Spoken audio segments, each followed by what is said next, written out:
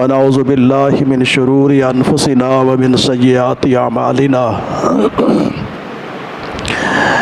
من يهده الله فلا مضل له ومن يضلل فلا هادي له واشهد ان لا اله الا الله وحده لا شريك له محمدا عبده ورسوله صلى الله عليه وسلم اما بعد فان خير الحديث كتاب الله وخير الهدي هدي محمد صلى الله عليه وسلم وشر الامور محدثاتها وكل محدثة بدعة وكل بدعة ضلالة وكل ضلالة في النار. اعوذ باللہ السمیع العلیم من الشیطان الرجیم من نفخہ ونفثہ وحمزہ بسم اللہ الرحمن الرحیم والفجر وليال عشر والشفع والوتر واللیل اذا یسر هل فی ذلک قسم لذی حجر. وعن عبد الله بن عباس رضی اللہ تعالی عنہ عن النبی صلی اللہ علیہ وسلم قال ما العمل في ایام افضل منها في هذه قالوا ولا الجهاد قال ولا الجهاد الا رجل خرج يخاطر بنفسه وماله فلم يرجع بشيء رواه البخاری.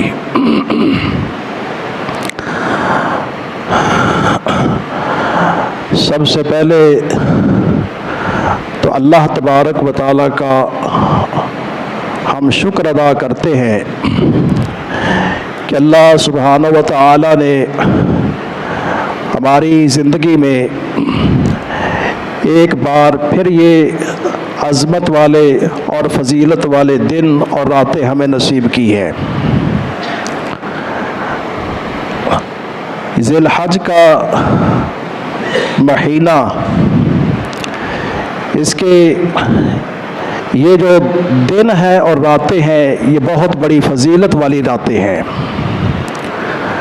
پورے سال میں سب سے زیادہ فضیلت والا مہینہ رمضان المبارک کا ہے، اور اس رمضان میں آخری عشرے کی اہمیت بہت بڑی ہے، اور اس میں پھر لیلۃ القدر کی رات بھی ہے کہ ایک رات کی نیکیاں خیر من الف شہر، 1000 مہینے کی عبادت اور نیکیوں سے بڑھ کر ہے.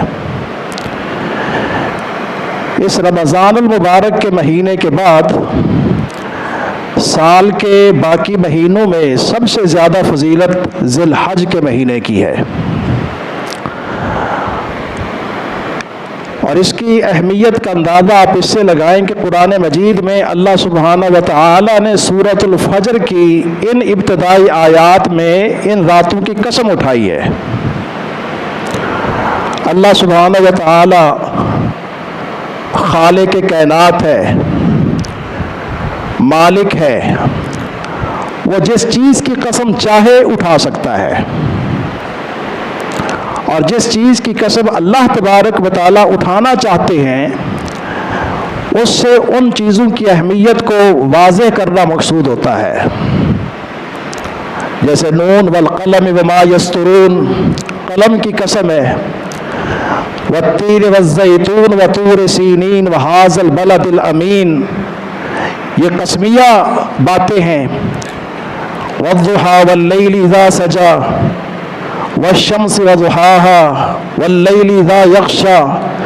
کتنے مقامات ہیں جن میں اللہ تبارک و تعالیٰ نے کہیں رات کی قسم، کہیں دن کی قسم، کہیں چاشت کی قسم، کہیں اس بلد الامین کی، کہیں انجیر اور زیتون کی قسم اللہ تبارک و تعالیٰ نے اٹھائی ہے.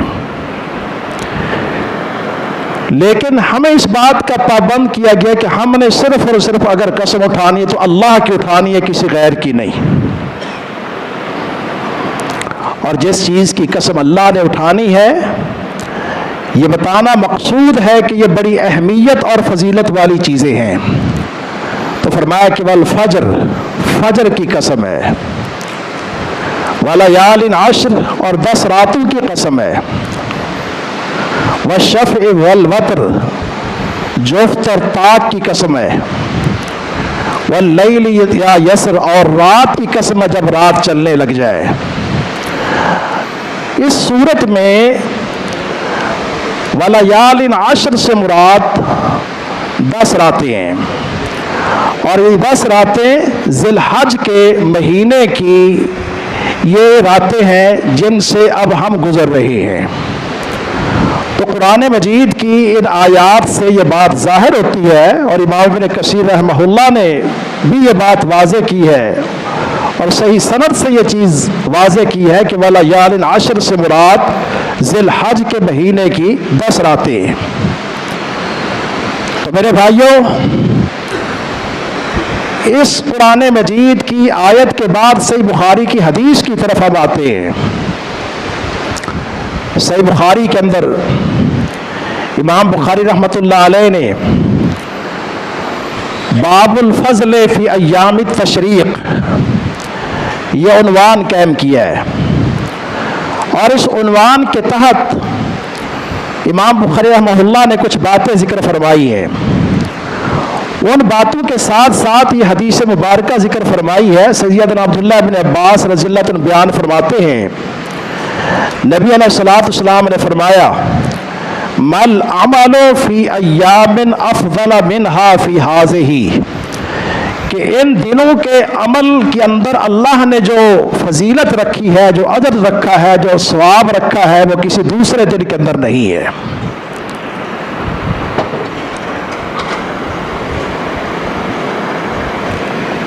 صحابہ کرام نے پوچھا، ولل جہاد ہو، کہ اللہ کے رسول علیہ الصلوۃ والسلام جہاد کے اندر بھی وہ اجر نہیں ہے؟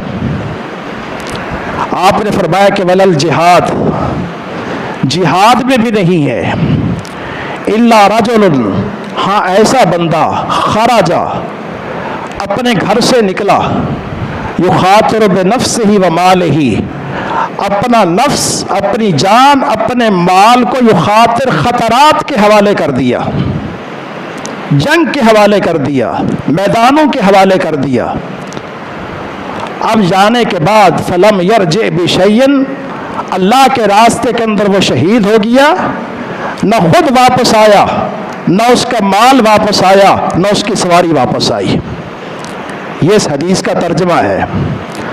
شرح الحدیث کے طور پر یہ بات ملحوظ خاطر رہنی چاہیے کہ اس دن کی اور ان راتوں کی جو فضیلت ہے وہ رمضان المبارک کے مہینے کی راتوں اور دنوں کے علاوہ ہے۔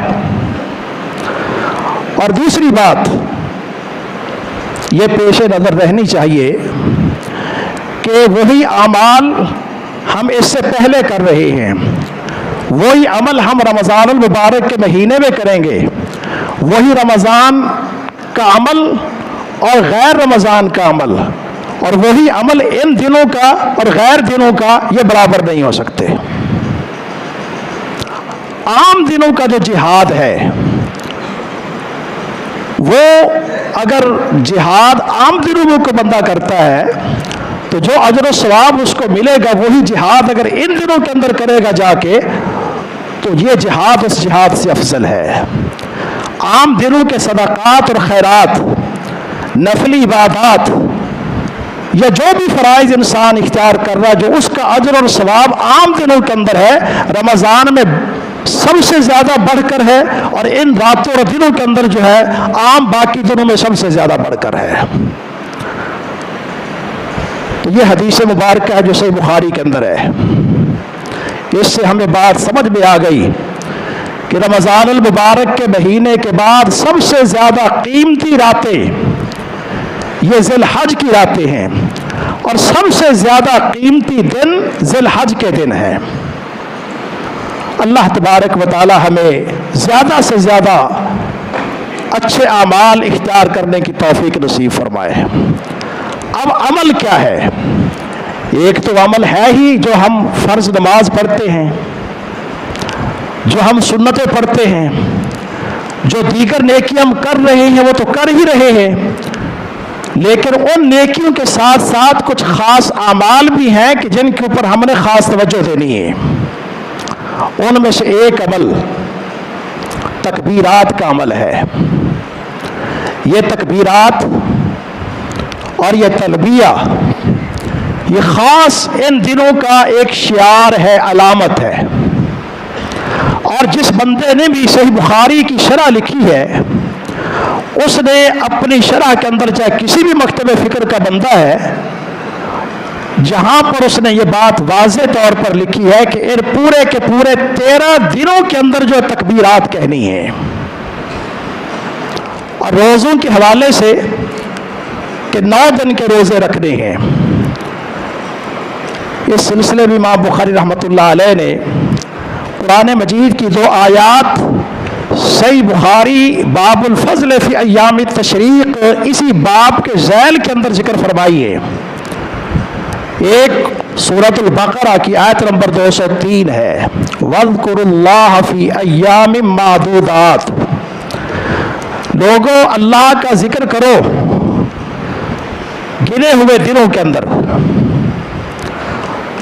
اس آیت کی تفسیر ترجمان القرآن جناب سیدنا عبداللہ بن عباس رضی اللہ تعالیٰ عنہ سے امام بخاری نے اس جگہ پر ذکر فرمائی ہے۔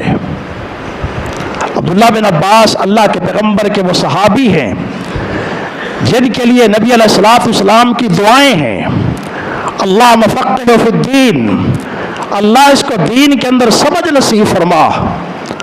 عبداللہ بن عباس رضی اللہ عنہ کی تفسیری باتیں، ان کے فتاوی اور ان کی ان چیزوں کی اہمیت کا اندازہ اس سے لگایا جا سکتا ہے کہ امام بخاری رحمہ اللہ نے تراجم ابواب میں صحیح بخاری کے اندر ان چیزوں کو ذکر فرمایا ہے۔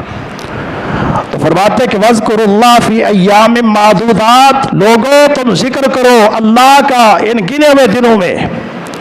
فرماتے اس سے مراد ایام التشریق، ایام تشریق ہیں، اور ایام تشریق 11، 12، 13 ان کو کہا جاتا ہے۔ اس کے بعد امام بخاری رحمۃ اللہ علیہ نے دوسری آیت سورۃ الحج کی ذکر فرمائی ہے۔ سورۃ الحج کی آیت نمبر 28، وَيَذْكُرُ اسْمَ اللَّهِ فِي أَيَّامٍ مَّعْلُومَاتٍ، فرمایا کہ یہ لوگ ایام معلومات میں اللہ کا ذکر کرتے ہیں۔ عبداللہ بن عباس رضی اللہ عنہ بیان فرماتے ہیں کہ یہاں ایام معلومات سے الایام العشر پہلے کے 10 دن ہیں۔ اس آیت سے مراد 11، 12، 13 ایام تشریق، اور اس آیت سے مراد فرماتے ہیں کہ پہلے کے 10 دن ہیں۔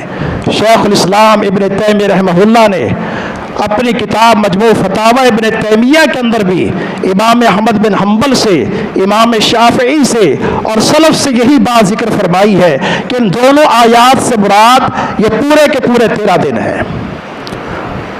دوسری بات جو امام بخاری رحمہ اللہ نے ذکر فرمائی ہے صحیح بخاری کے اسی باب میں، وہ یہ ہے کہ کانا ابو ہریرہ تھا وابن عمر، کہ عبداللہ بن عمر رضی اللہ تعالیٰ عنہ، ابو ہریرہ رضی اللہ تعالیٰ عنہ جب چاند نظر آ جاتا، ذی الحج کا جب چاند نظر آ جاتا، کیا کام کرتے؟ کانا یخرجان الی السوق، کانا یخرجان، علماء اس بات کو سمجھتے ہیں کہ کانا جب فعل مضارع پر داخل ہوتا ہے تو استمرار اور دوام کا معنی دیتا ہے۔ مطلب یہ ہے کہ یہ دونوں صحابہ اپنی پوری زندگی کے اندر جب ذی الحج کا چاند نظر آتا تھا بازار میں نکل جاتے تھے، اور کیا کام کرتے تھے؟ یکبران، تکبیریں کہتے تھے، اللہ اکبر، اللہ اکبر، لا الہ الا اللہ واللہ اکبر، اللہ اکبر وللہ الحمد۔ یکبران، بازار میں سودا بیچنے کے لیے نہیں گئے، خریدنے کے لیے نہیں گئے، بازاروں کے اندر چکر لگا رہے ہیں، اور دونوں صحابی یکبران، تکبیریں کہہ رہے ہیں۔ اس کے بعد پھر کیا ہوتا تھا؟ یکبر الناس بتکبیرہما، دکان پہ بیٹھا ہوا بندہ، چلتا پھرتا بندہ جب ان دو صحابیوں کی تکبیرات کی آواز سنتا تو وہ بھی ان کے ساتھ مل کر تکبیرات کہنے شروع کر لیتا تھا۔ اٹھائیے صحیح بخاری پہلی جلد صفحہ نمبر 132، باب الفضل فی ایام التشریق کے اندر یہ 3 باتیں امام بخاری رحمۃ اللہ علیہ ذکر فرمائی ہیں، اور فضیلت کے اعتبار سے नबी अलैहिस्सलाम से सही हदीस है कि जब कोई बंदा कहता है अल्लाह अकबर, अल्लाह के नबी ने फरमाया वजबत, ला इलाहा इल्लल्लाह वजबत, सुभान अल्लाह वजबत। फरमाया कि क्या वजबत? फरमाया कि ऐसे बंदे के लिए जन्नत वाजिब हो गई। दूसरी बात, हाजी जब हज पे जाता है वो तलबिया पढ़ता है, तकबीर पढ़ता है, तहलील पढ़ता है, लब्बैक अल्लाहुम्मा लब्बैक ला शरीक लक लब्बैक। उस बंदे के साथ ज़मीन के शजर और हजर और तिनके भी अल्लाह की तकबीरात के अंदर महव हो जाते हैं और ये आवाज़ इस बंदे से उठकर मशरिक़ मगरिब के कोने कोने तक पहुंच जाती है। ये तकबीरात का अमल है। दूसरी बात, इमाम बुखारी रहमहुल्लाह ने इसी बाब में ये भी लिखी है कि नफली नमाजों के बाद भी तकबीरात पढ़ी जाती हैं। नफली नमाजों के बाद, नफली नमाजों के बाद भी तकबीरात पढ़ी जाती हैं। तो ये तकबीरात का अमल जो हमने 9 से 13 तक का किया हुआ है, 9 से 13 की तो अपनी अहमियत है ही, लेकिन असल में चांद नजर आने से लेकर यह सिलसिला शुरू करना है। अल्लाह ने फरमाया वज़्कुरुल्लाह, अल्लाह का जिक्र करो। फरमाया कि जिक्र से मुराद तकबीरात हैं और उज़्कुरू जमा मुज़क्कर हाजिर का सीगा है और यज़्कुरुस्मल्लाह वहां पर भी इज्तिमाइयत वाली बातें आ रही हैं। और हजरात सहाबा किराम रिज़वानुल्लाह ताला अजमईन की एक कैफियत है कि वो अपने घरों में अज़वाज मुतहहरात सहाबियात अपने घरों में नमाजें पढ़ रहे तकबीरों से, उनके घरों के अंदर गूंज पैदा हो रही है और बाजारों के अंदर भी गूंज पैदा हो रही है। तो तवज्जो दिलाने का मकसद ये है कि खास किस्म का अमल इन दिनों का तकबीरात कहना है। ये तकबीरात फर्ज नमाज के बाद भी कहें, आप अपने अपने तौर पर कहते चले जाएं, वो खुद ब खुद इज्तिमाइयत बनती चली जाएगी। आप बाजार के अंदर अपने अपने तौर पर कहते चले जाएं, सुनने वाले आपके साथ जुड़ते चले जाएंगे, अपना अपना कहते चले जाएंगे। आप इसको इज्तिमाइयत कह लें, इनफरादियत कह लें, अमल सहाबा किराम से, कुरान से, सुन्नत से साबित है। दूसरा अमल रोज़ों